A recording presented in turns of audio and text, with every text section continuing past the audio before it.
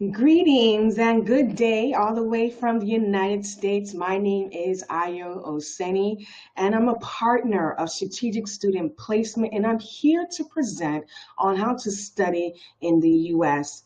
I want to personally thank Mrs. Oseme and Strategic Student Placement for the opportunity to share on information that's near and dear to my heart, as well as provide information to anyone that's actually interested in studying in the United States, because sometimes people believe that the process can be overly complicated, but we are here to help you streamline that process today. And we want to share some key information with you so that it will be so that the process will be a little bit more easier for you.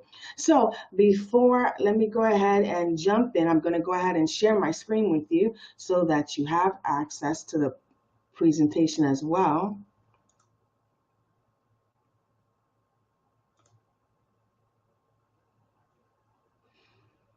Okay, let's go ahead and get started.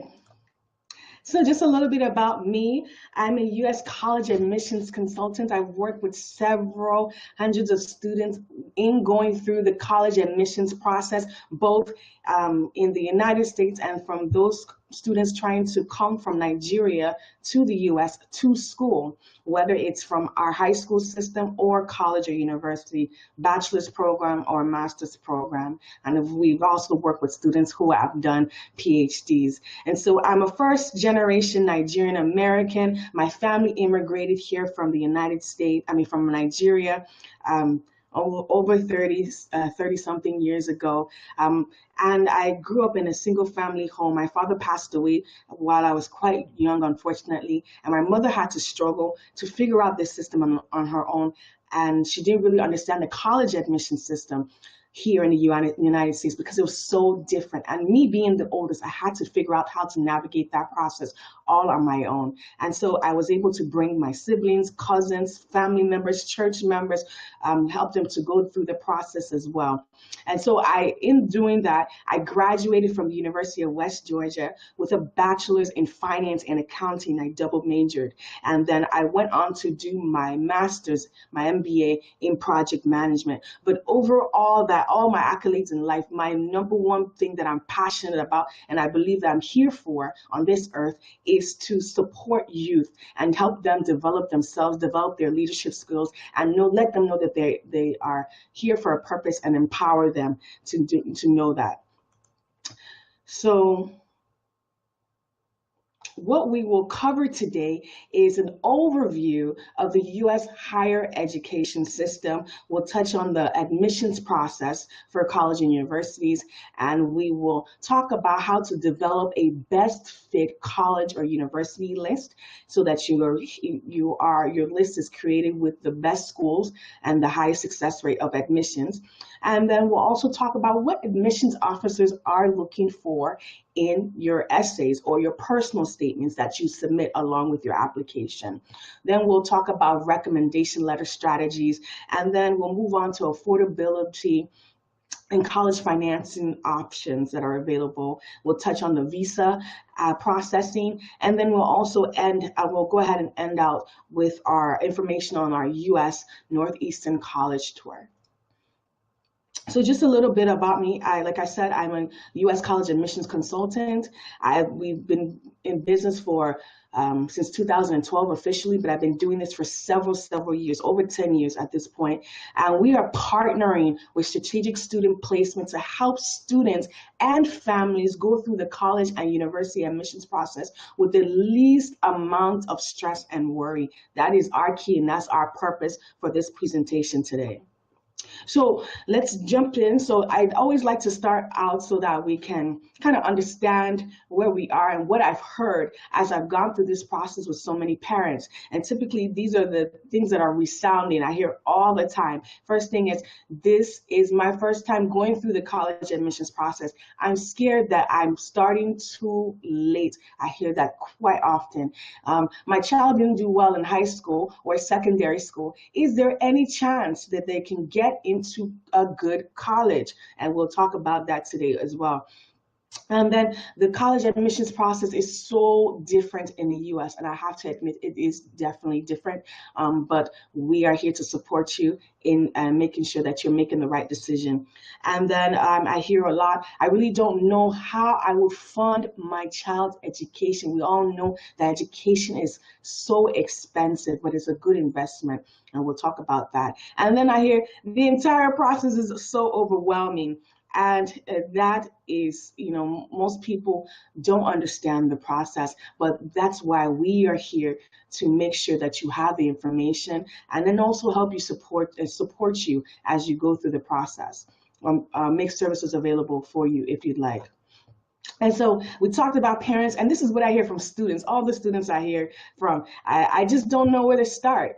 And I hear, am I really good enough to apply to Ivy League schools? Not every student will be a good candidate for Ivy League, but I find that sometimes students aren't confident, even with the grades and the test scores. But we are here to encourage them, and we definitely do. I don't want to be a burden on my parents with the cost of education. When I hear students who say that, my heart just melts, because they're actually thinking about their families and the burden it may cost their parents when it comes to funding their education.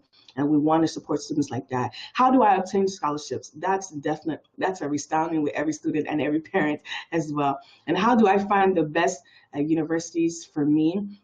And again, the entire process is overwhelming. We hear that quite often.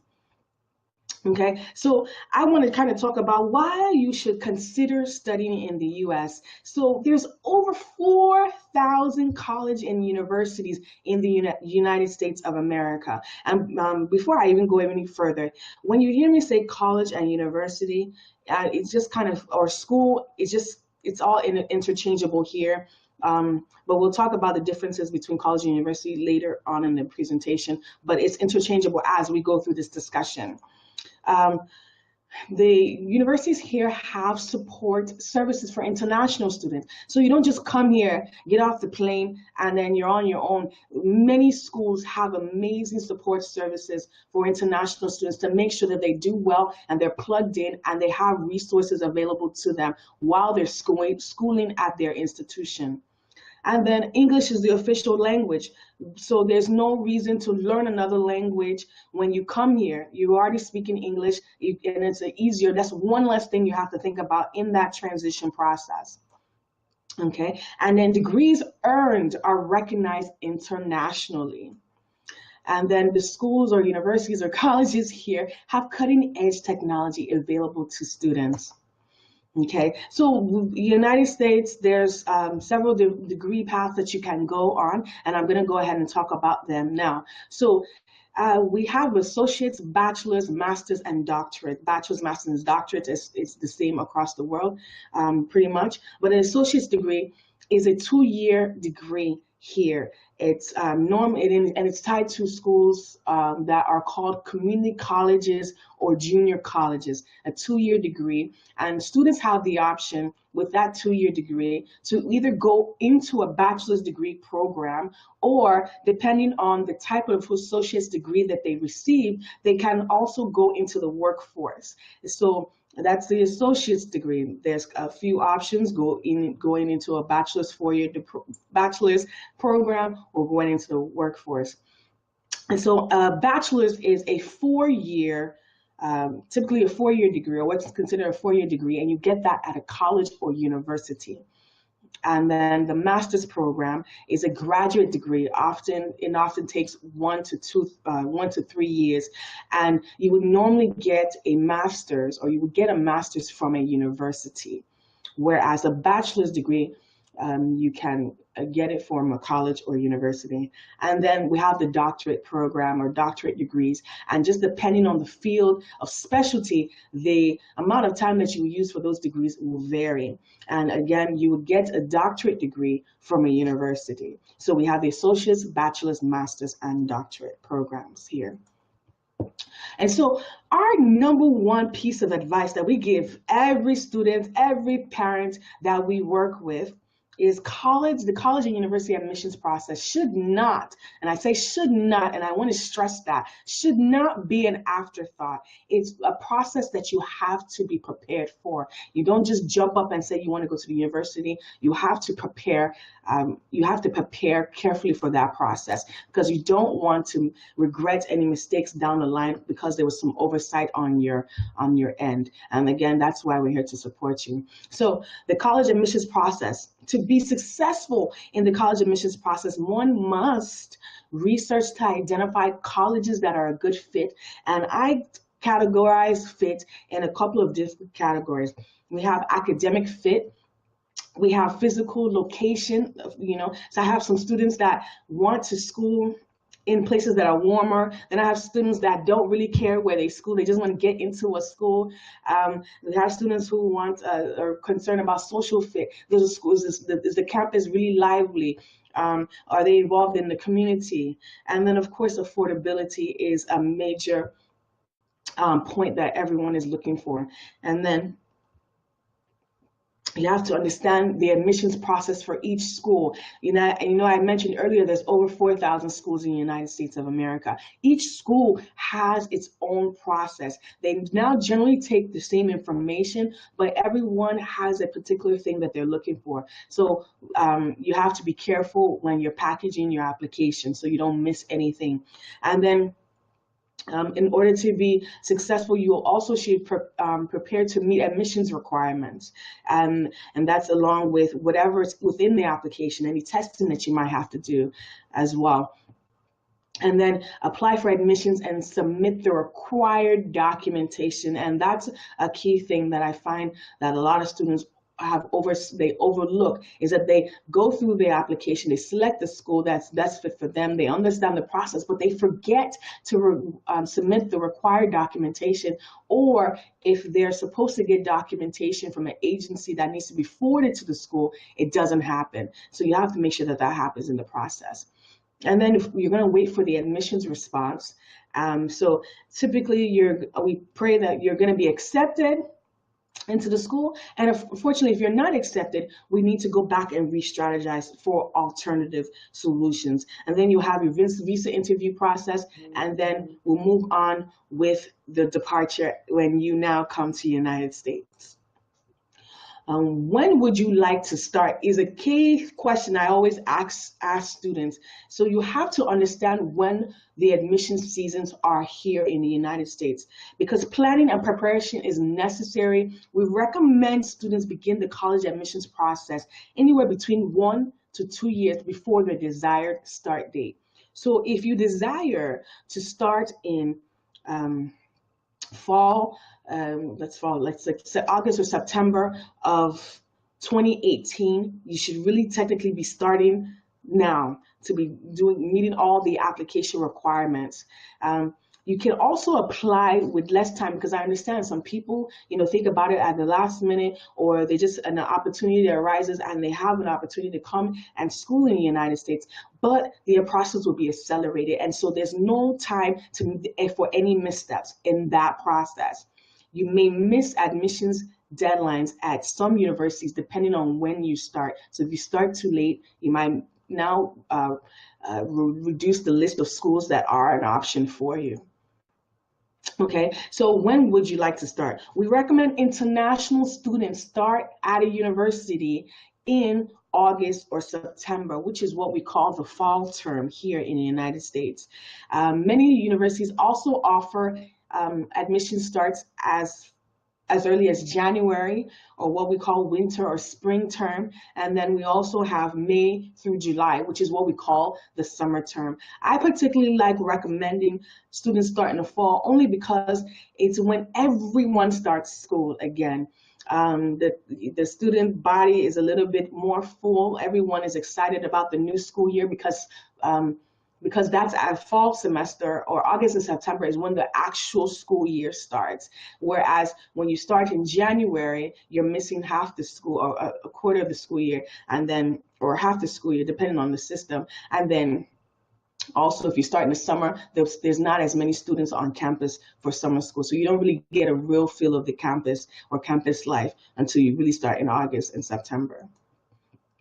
Okay, and so I always like to use this picture to let people know that, you know, we have kids in the United States here that are amazing, and they were able to get into all 8 Ivy Leagues. But these kids then just jump up at their final year and said that they wanted to go to Ivy Leagues. They prepared, and they prepared for 4 to 5 years to get into those Ivy League schools. So that's why I'm saying timing is everything, and knowing the information and being prepared for the process is going to be critical as far as knowing what schools you will have opportunities to get into, or admissions chances of getting into.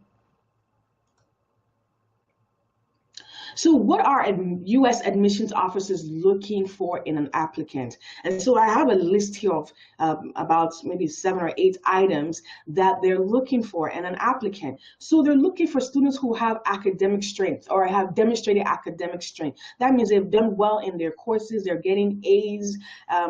Maybe some B's, but really A's. And then the transcript is what is going to translate all that to them so that they know are the students doing well. And then standardized tests, PSAT, ACT, SAT subject test, and TOEFL. TOEFL depends on the school. You may not have to take it. However, standardized testing is going to be part of the information that the schools will review to determine if you are academically strong and can handle the curriculum that that school offers. So, and then some other options. So basically the top 2 things are your academic strength, your grades, and your standardized test scores are what the schools are looking at, and then everything else kind of supports your application. So you have your extracurricular activities. What are you doing with your time outside of the classroom? Are you holding leadership or positions in student clubs? Are you involved in your church or your mosque? They want to know, what are you doing with your extra time? Leadership and work or internship experience. They want to know if you are involved in community service or community service initiatives. Are you the one that initiated those initiatives? Are you supporting the mission of an organization? They're looking at that. And then they also look at your essays. And so I always like to stress the essay, because your essay helps provide a glimpse into a student's personality, what their interests are, what their background is. And this is the opportunity to tell your personal story as a student. And the reason being is because every other part of the application is basically stats or data that you are writing down or you're inputting into the application. But this is the only thing that says, I'm Io. This is what I'm interested in. And they hear my voice through that essay. And so the essay is very critical for them to have that glimpse into you as a person and be able to connect to you to see if you're a right fit for their university. And then another thing that they look at, not all schools require it, are interviews. Some of them are, you will interview directly with the admissions rep or admissions officer for the school, or you might interview with a student or a former student or alumni that has gone to that institution. And so that student or that former student or alumni knows the values of the school. And so they now have an opportunity to now interview a potential candidate to say whether or not this student will be a right fit, because I, as the alumni, have gone through the system and I know what the school staff, does this student have that? Does this student represent that? That's what the alumni interview. So they're very, very critical and also helpful, because it's a two-way street, because you can also ask that alumni questions to know whether or not you are interested in that school. And then recommendations. This is also another area that I feel like students sometimes overlook, because recommendations can be, they can make or break your application at some schools, because depending on who does your recommendation, and we'll talk about that in a little bit, and what they say about you can maybe sway the admissions officer, depending if they are, maybe if you're on that line, whether they're not sure if they're going to admit you or if they're going to reject you. So recommendation letters are very critical to this process as well. And some other things that I want to mention is demonstrated interest, your opportunity to go on college tours. Some schools actually track. We all know that you guys are outside of the U.S., which is fine. So I'm sure that I know that they won't take that They won't hold that against you, but they look at students that come to the U.S. and go on college tours. And if an admissions rep comes into the country and they have a college fair, we recommend that you go to those college fairs, because that gives you another opportunity to be standing in front of the admissions rep that will potentially review your application. And then if they happen to come to your school, definitely make sure that you are connecting with them, letting them know who you are and your interest for the school. And then we also do recommend that we also recommend that you definitely connect with your admissions rep, maybe through email or even using the social media for the school as well. And so when they look at you as a student, they want to know, will this student have a potential positive impact on the college or university, the community as a whole? Because the university is a community. Will you have a potential impact, positive impact on the school, and then in the world in the future? Because when they give you admissions, they're saying, yes, we believe in you, and we also believe that you'll have a positive impact on the world in the future as well with their grooming. Okay, so now let's jump into preparing for college, how to get started. Okay, and so I always like to say, don't just come up with a list of schools. I want you to start with yourself and really be realistic with yourself. What are you passionate about? What are your interests? What is the number one reason for you to attend college? What are your likes and dislikes about school and schoolwork? Because I have students sometimes that will tell me, Mrs. Oseni, I want to study medicine, but when I look at their grades or their results for their sciences or the math courses that they take, it doesn't support that vision of wanting to go into medicine. So I always ask, is this what you want to do, or is this what your parents want to do? And if this is truly what you want to do, you're not demonstrating on paper. And that's what the admissions reps will look at when they look at your application. If you are interested in a science-based field and your grades don't support it, they might think that maybe you haven't done your background research. Okay. And the other thing is, as you prepare for this process, make sure to elicit help from strategic student placement. Okay, talk to your parents about your decision to school in the United States. It needs to be also a family decision. And then consult reference materials and websites. There's so many websites out there that provide some information on different schools, the environments of the different schools, and we'll touch on that as well. And we already talked about meet with visiting college admissions officers when they come to the school.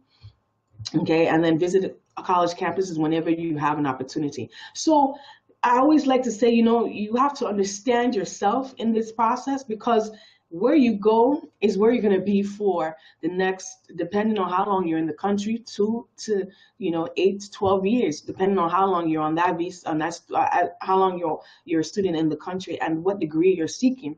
So the size of the student body. I have students that say that they don't want to go to a school where they feel that they're lost or they're a number. So they want to focus on smaller schools. And then we have those medium-sized schools that are between 5,000 and 15,000 students. And then large student body schools are schools that are over 15,000 students. And so those schools that are over 15,000 students typically are the flagship schools, are those schools that have the big football team, American football teams and the sports teams here. They're Division I schools, and they have a lot of resources available, but it's a large student body. The classroom size might be a bit larger than some students feel comfortable with, depending of what type of secondary school that they came from. And then we always ask, would you like a private school or public school education? Private school education tends to be more expensive here in the United States versus a state public school. only being, and but however, with the private school, they tend to have more money or more scholarship availability to now help support students who are interested in schooling at their institution. So even though private school might be more expensive, they might have more resources to help you fund your education. And then, are you wanting to go to a um, 2 year program, which is the community college that we talked about earlier, or do you want to go directly into a 4 year college or university? And then where in the United States do you want to be? And then are you looking for a school that's residential where most of the student body stays on campus? Or do you have a family member that might be in the area and you'll be commuting back and forth to school and you'd like to be in an environment where most students go back and forth to school? That's something you want to consider. And I have a lot of students that are particular that they go to a school that has some type of religious affiliation. And so there's universities here in the United States that have that as well. And then to determine the type of school, you want to know, are you wanting to stay on or off campus? And then what type of dorms do they have or dormitories do they have on campus? This is what a lot of students are as they now try to select the different schools. I have students who have a preference that they prefer to go to a single gender school. So all male school, whether the students are all males or all female school. And then some students always ask, you know what, I know I'm an international student, but I want to know how many other international students are attending that school, or what is the percentage of minorities, Blacks, Spanish, and everyone other non-whites that attend that school. They want to know how diverse that student body is before they make a decision, and that's a very important thing to them. And then also the student to teacher ratio. Some schools, they have large student teacher ratio where it might be maybe hundreds of people in the class, or 100 people in the class, or 50 people in the class. And then you have those smaller schools that have maybe it's 8, 12, or 15 or 20 people in a class. So they want that small feel. And so you need to determine what type of school are you looking for. Do you want a school that has a smaller or larger student teacher ratio? Then we have military academies, and then where is the campus located? We have schools that are rural, so they are a little bit far, set away from major cities. And then we have urban, which are in the middle of major cities. And then we have schools that are a combination of the cities, a combination of the both. It's not too rural, it's not too urban. And then sports teams are some things that the students are interested in as they select different schools, especially if they want to be a student athlete. And so some other factors to consider is, does the school offer your major? So you don't want to just select any school or college or university anyhow. You want to know and confirm that they are offering your course of study or major before you select them. And then also, what are your future goals? Does that school provide a support program or student organizations that fall in line with what you would like to do in the future? And then what is the average SAT and ACT scores, and what is the GPA for the incoming or a grade point average that they look at for incoming freshmen, the average incoming freshmen that they have accepted. You want to compare yourself to the students that have been admitted into the school to know whether or not you have a good chance of being admitted into the school. And then whether the AP test scores or and credits transfer. And we'll talk a little bit about that later on in the presentation. And then the acceptance rate. What is the acceptance rate for the students applying to the school? The Ivy Leagues tend to have less than 9%, depending on the different schools. Some have 6%, some have 9%. So the acceptance rate will let you know how easy or how difficult it would be to get into that institution. And then the freshman retention rate, which is the first year student retention rate, which basically means how many students started off in their first year returned back to that school for their second year. So I always say, if you notice that the retention rate is less than 85%, that should be an ultimate red flag for you, because it means that students aren't returning, and we need to find out why, and we can help you with that research to determine that. And then the graduation rate. Now, it's good to get in, but how long will it take you to graduate? What is the actual graduation rate for the students that attend that university? So anything less than 70% at year 5 or 6, definitely a red flag for you. So you want to keep that in mind. And then as you go through the process, depending on when you start, you want to keep in mind the application deadline, because you can easily push yourself into a whole new academic year 1 year later, depending on when you start this process and when the school's deadline is. And the endowment is basically how many students, alumni, or community organizations, or major Fortune 500 companies now donate back to the school. So you want to know, basically, the larger the endowment, the higher the chance of you getting a scholarship to go to that university, depending on how strong of a candidate you are.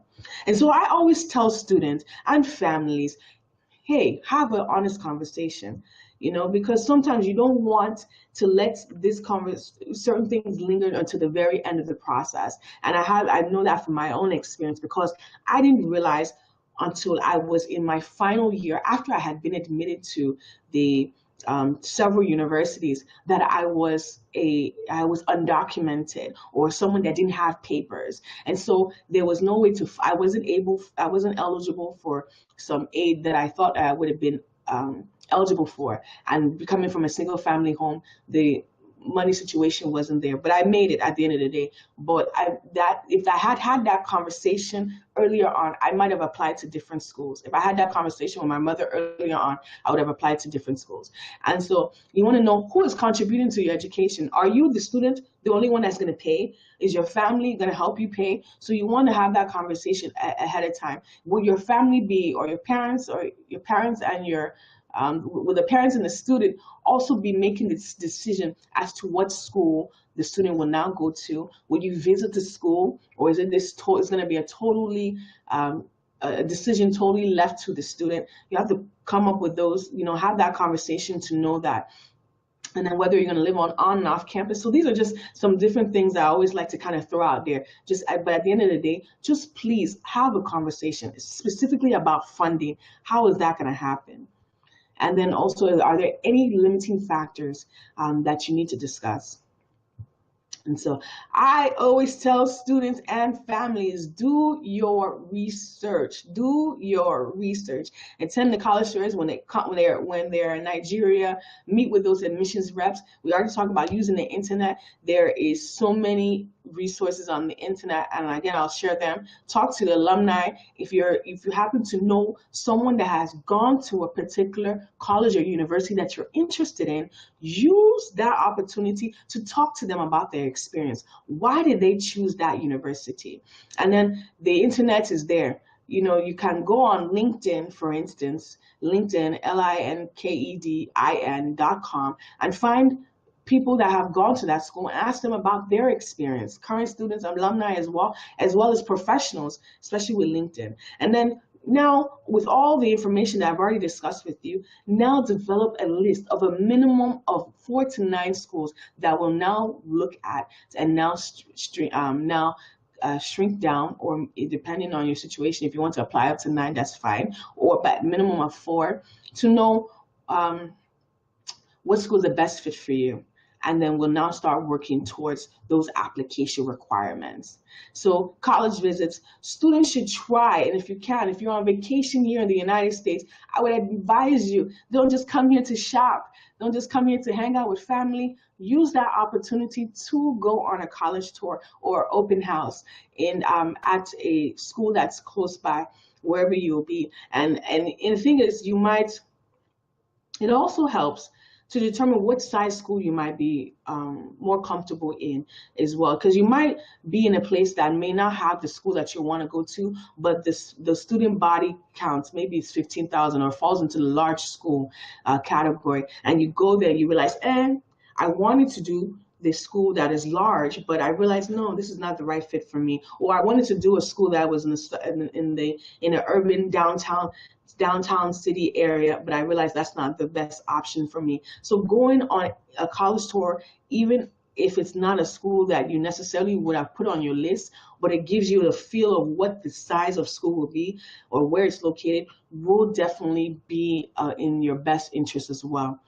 And while you're on vacation here or while you're here, you can now go on what they call shadowing programs. So you have the opportunity to follow an actual student while they go through their school day. So you now go to class with them, you go to the lunch hall with them, you go back to see their dorms. If they are involved in any student organizations, you'll go to those meetings. If there's a football game or any sports game, you might be able to attend those things, just to give you a glimpse into the life of an actual student at that university. And then, of course, some of us aren't able to leave the country until actually we are about to head out on departure when we are admitted and we're coming to the United States. So I advise students that fall into that category to go on virtual college tours. A lot of these universities have virtual college tours either on their websites or on different websites that cater to those virtual college that now create a platform so that students can do virtual college tours, excuse me. And then you can actually just do them online in front of the computer or on your mobile device. And as now that we have technology, you can now use virtual goggles and do these college tours as well, which is pretty cool. I've tried that. It really just changes how you kind of view the school by doing those virtual college tours. And then so when you do go on these college tours, make time to visit with the admissions office, financial aid office, any coaches if you're an athlete, and then academic departments that you might be interested in, to see how that school operates, so that can help you narrow down your decision at the end of the day. And so these are some tools for researching colleges, or some websites I would recommend that you use to do your research. However, you have, or you should have, a handout that provides this information to you. Okay, so preparing for the PSAT, SAT, ACT, AP exam. We have so many out here. So we'll just touch on this high level. And if I always tell students, try to take the preliminary PSAT if you have a chance. So it's taken in the fall of the 11th grade year, however, or SS2. However, some students may take it earlier. The thing about the PSAT is that it doesn't actually count towards college admissions. However, it provides feedback of where your strengths and weaknesses lie. So you definitely want to use that opportunity to take that exam, to take the exam, so that you know how to prepare for the actual SAT. Okay, so along with your grades, your transcripts, okay.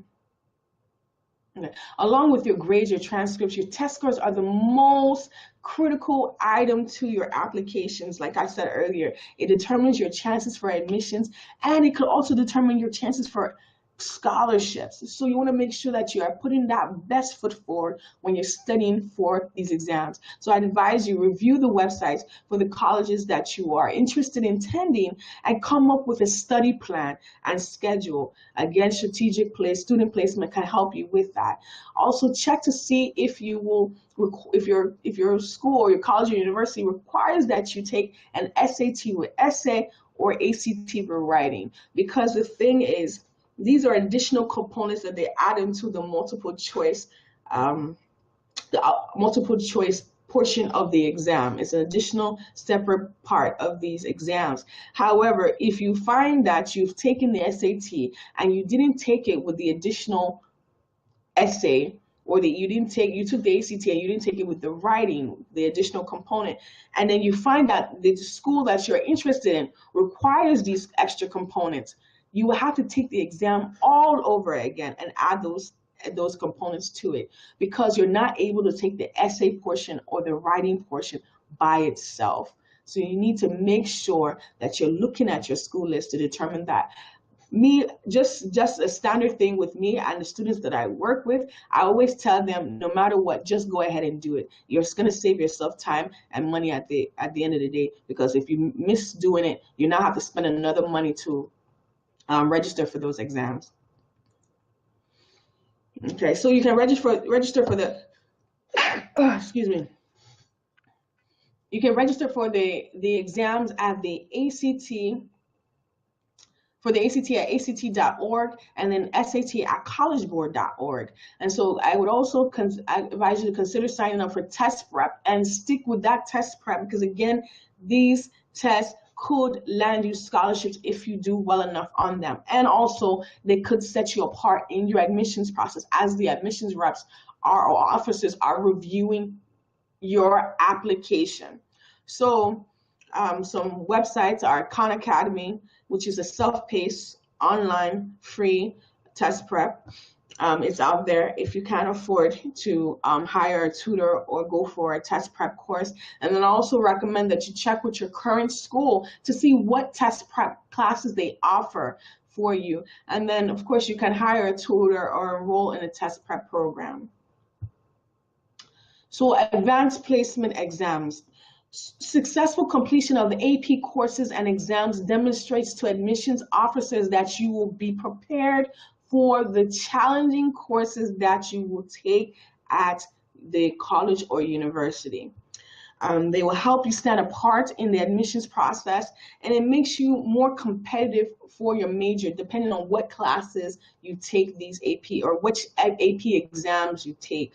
They also show your dedication and interest to a particular subject. So if you're a student that says, I want to study biology, and you take the AP exam in biology, it shows to the interest rep that you are dedicated and you're interested in this area of biology.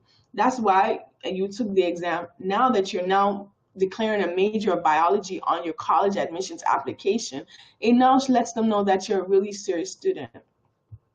But some things I want to make you aware of is that be aware that every college evaluates AP courses differently. Some of them will give you the credit immediately, and so you now don't have to take that class when you get to the college or university. Some may only use it for placement into a college level course.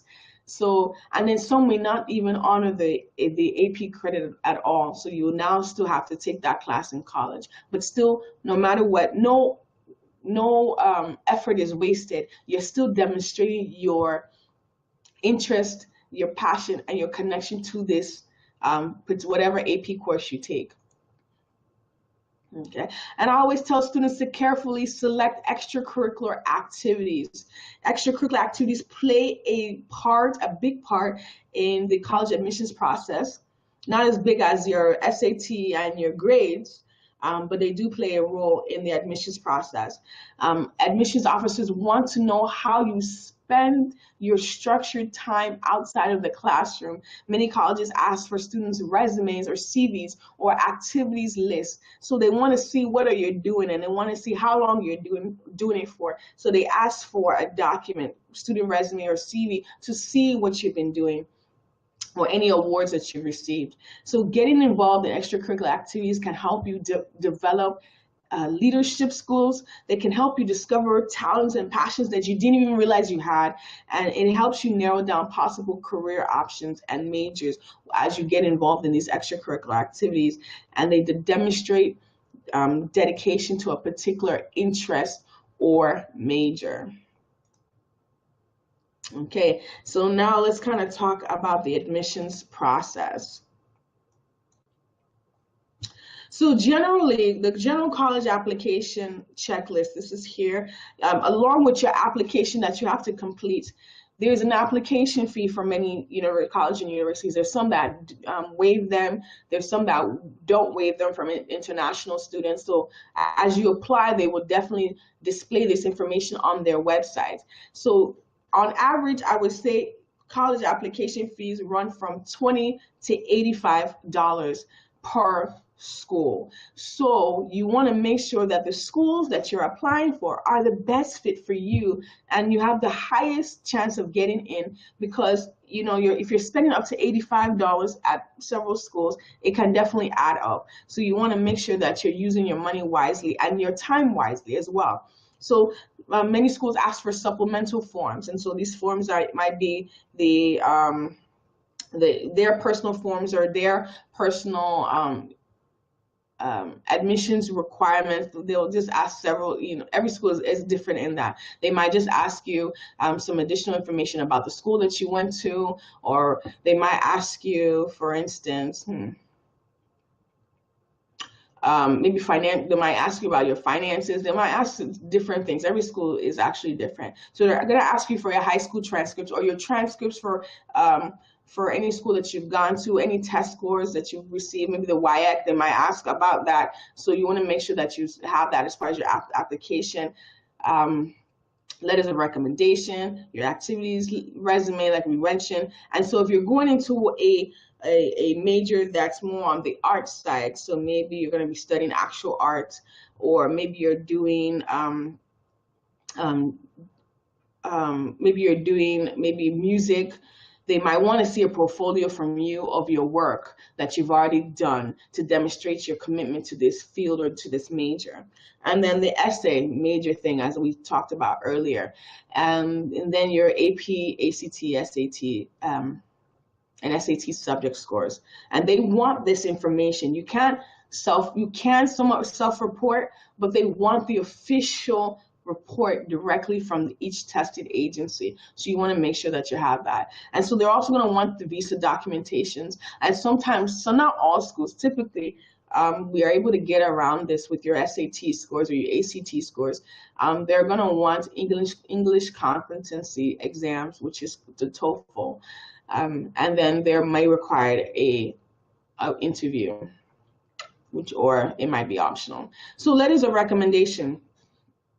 Okay, so my biggest thing about letters of recommendation is you want to look at your course of study and ask for recommendation letters from a previous or current teacher that can write to your strength in that particular subject.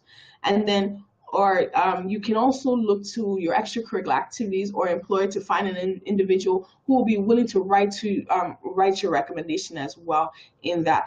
What I always recommend is that if you don't really have a strong rapport with that particular individual that will be writing your recommendation letter, you want to make sure that you put together an activities list or a resume or a CV so that person can see who you are and see where else you spend your time, so they can write a more holistic recommendation letter for you in addition to their experience they've had with you in the class.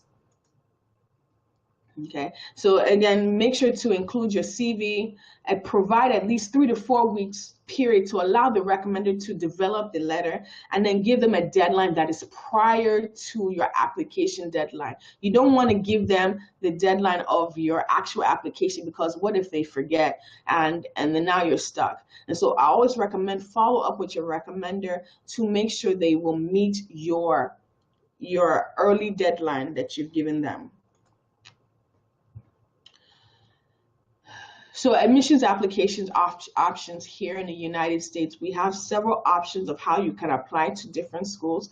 So typically, most international students fall and regular decision where the school has a standard deadline that is non-binding. So you submit your application by a certain date, and then they now provide your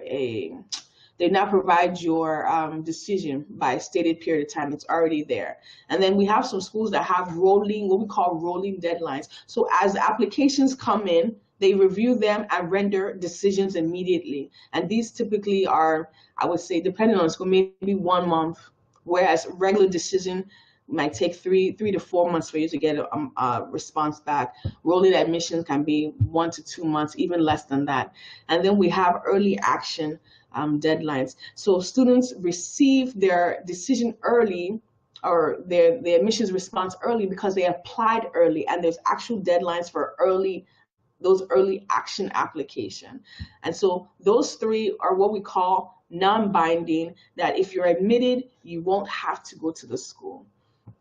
Whereas I'll talk about early decision, because early decision is the fact that you are going to apply early. That's the key thing on that one. However, if you are admitted during early decision, that means that if you will have to drop every other application that you receive and attend that school, because you have made the commitment to that school by saying, I'm applying early decision. I've made the decision. This is my first choice institution. I'm going to go here if you guys admit me. And so because you've made that commitment, they now bind you into that commitment because they've now released that space to you and didn't give it to someone else.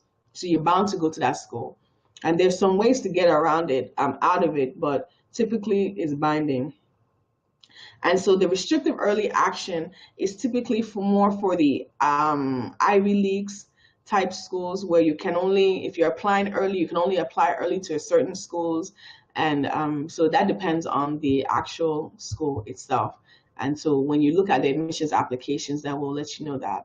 And so, like I said, it can take up to 2 to 3 months to receive an admissions decision. During this time, you should be tracking your application, because when you now submit your application itself, you will now go, they'll now give you a login to go into their portal to now, inside that portal, you now see all the documents that the school has received and even the documents that they have not received. So until your application is complete, they will not truly evaluate your application for admissions. So you are either going to be admitted,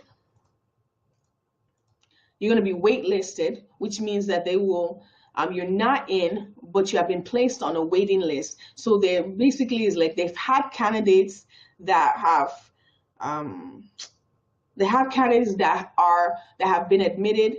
They see that you have potential, but they still want to evaluate other candidates, or they want to see if those candidates that they have admitted are really going to attend their school. And so if they don't attend the school, they now release that space and put you they now release you off the waiting list and actually admit you into the school. And unfortunately, if you're denied, and it happens, but you always want to have a backup plan to make sure that no matter what happens, you know what to do next based on the admissions decision. Okay, so we're going to just talk high level on the visa application. So when you are accepted, you will receive, or you will be issued, an I-20, which leads to the beginning of the U.S. application process. And so you will now complete the DS-160 application form, and that's done online. In order for you to do this, you only need, you're going to have a digital photograph and information about your education and your work. And then after completing the form, you want to make sure you check the details and then submit it online. Then you're going to pay for the visa fee.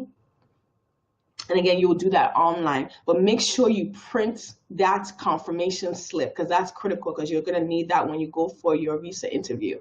And then before attending your visa interview, I would advise you, and I always tell people this, and we actually, strategic student placement, they definitely will help you in making sure that all your items are lined up.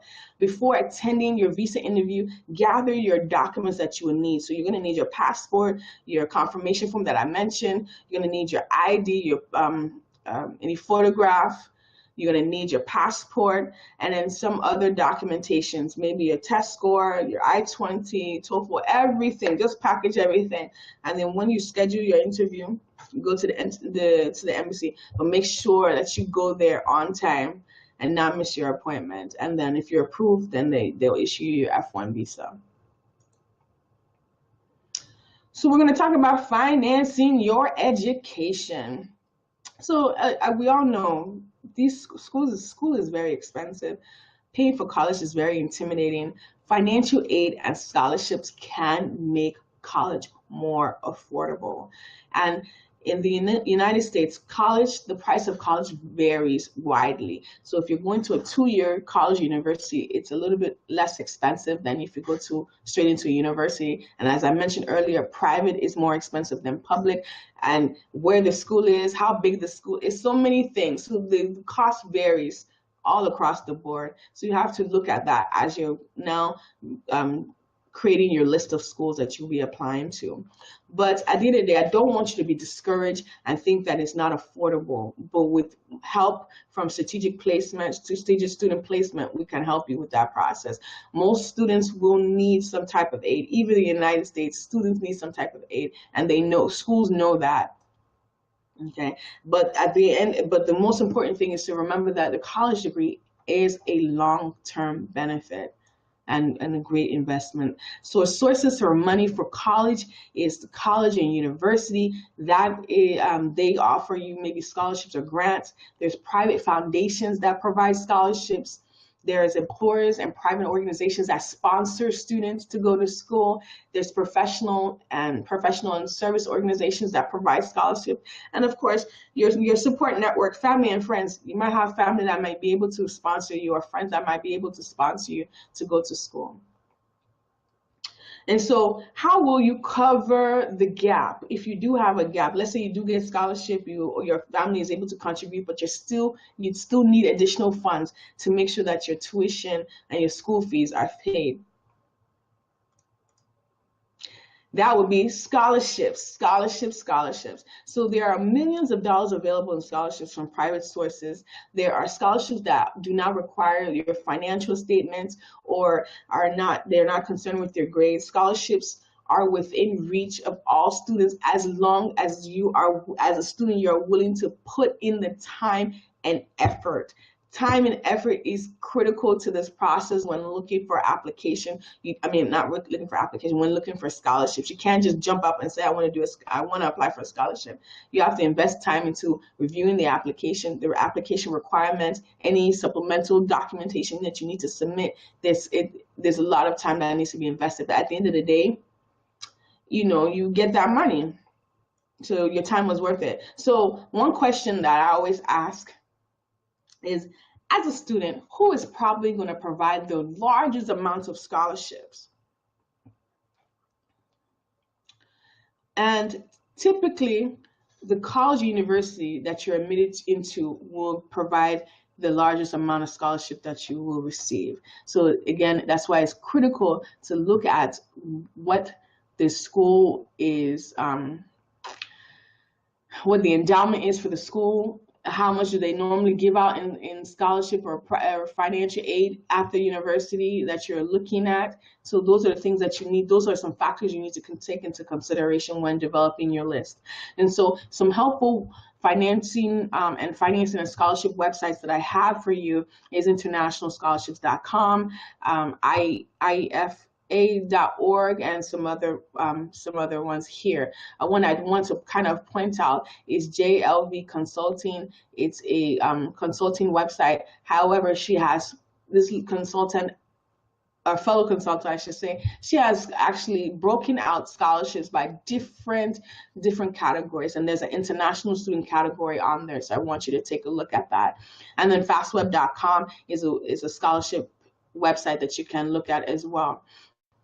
But as students in Nigeria, there is a scholarship platform dedicated to students students who are planning or wanting to go to school abroad, and that's scholarx.co. They have an app. The app is in both iPhone or iOS as well as Android App Store. Download the app and you'll have scholarships delivered directly to your phone based on the criteria or the information, the filtering criteria that you've entered.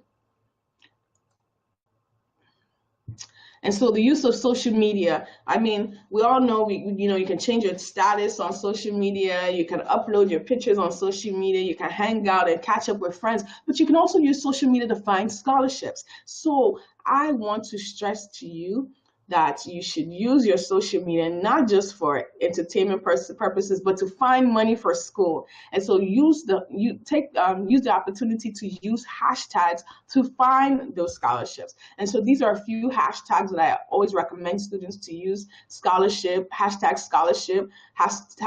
financial aid, hashtag college bound, because a lot of organizations, especially on Twitter, they'll use that hashtag to be filtered out. So when people are looking for those opportunities, you find them.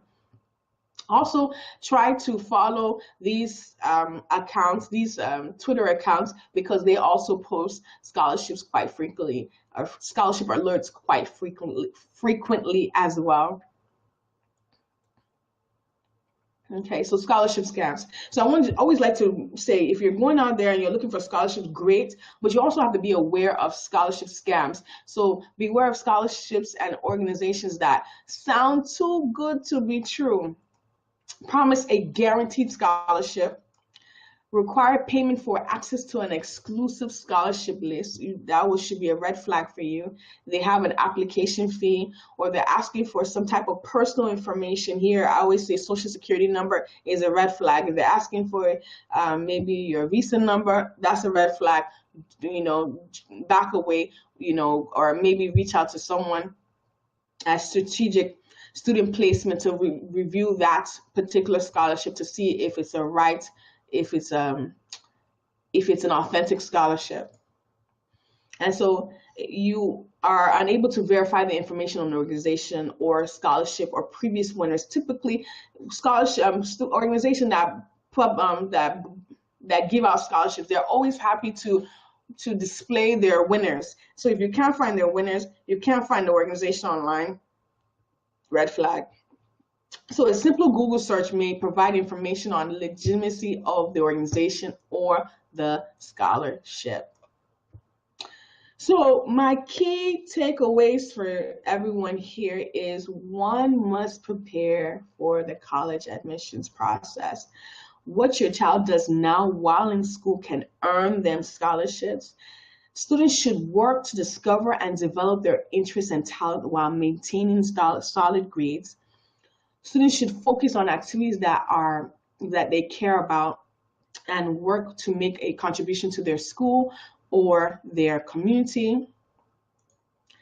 Prepare for the PSAT, ACT, SAT subjects, TOEFL, and carefully select your extracurricular activities. If you can, go on a college tour and apply for scholarships, and of course, elicit the help from a strategic student placement.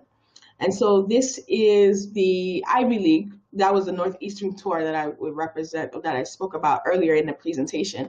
It's 8 universities, all 8 Ivy Leagues in 9 days. So we are providing ground transportation to and from each of the campuses, round trip transportation from the airport, hotel accommodation at 3 or 4 star hotels. We are going to provide all meals, breakfast, lunch, dinner, and snacks, information sessions, and tours by college admissions representatives. And then we're going to also make this a fun trip. You're going to go to all these schools, but we're also going to add in some things to break it up, some activities, whether it's the movies or a theme park, what have you. We will add those into it as well. And then a college admissions preparation session with an expert, and tour chaperones are included, and all gratuity. So once you pay for it, everything is taken care of for you. And so we offer private tours. Private tours are $4,000 per person. However, if you are interested in doing a group tour, a group of 10 people, is $2,750. And so right now I will go ahead and open the floor for any questions. So please feel free to ask your questions now. I'm here and available to speak to you. Thank you.